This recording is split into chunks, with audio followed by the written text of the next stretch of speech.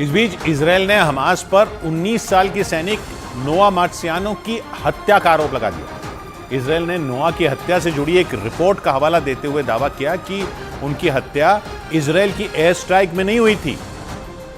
बल्कि हमले के बाद हमास के लड़ाके नोआ मार्सियानो को अल शिफा अस्पताल में ले गए और वहां जाकर उनकी हत्या कर दी। इजरायल की सेना के मुताबिक उन्हें नोआ की पैथोलॉजी रिपोर्ट मिली, जिसमें यह दावा किया गया कि अल शिफा अस्पताल पर हुए इजरायल के हमले में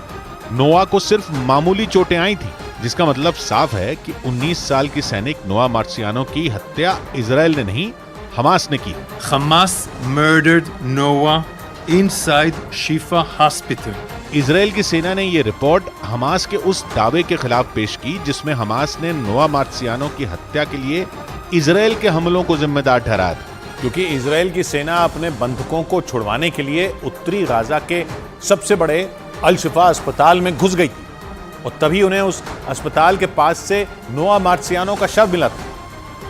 जिसके बाद इजरायल की सेना ने दावा किया कि 7 अक्टूबर को नोआ मार्सियानो को अगवा करने के बाद हमास के लड़ाकों ने उन्हें अल शिफा अस्पताल के नीचे बनी सुरंगों में ही छिपा कर रखा था और इसीलिए इजरायल की सेना नोआ समेत बाकी बंधकों को छुड़वाने के लिए अल शिफा अस्पताल में घुस गई। लेकिन इसी दौरान इजरायल की सेना को उस अस्पताल के पास मौजूद एक दूसरी इमारत से उस महिला सैनिक का शव मिला था, जिसके बाद इजरायल की सेना ने हमास पर नोआ मार्सियानो की हत्या का आरोप लगाया और ये दावा किया कि नोआ की तरह दूसरे बंधकों को भी हमास ने अपनी सुरंगों में ही छिपा कर रखा है।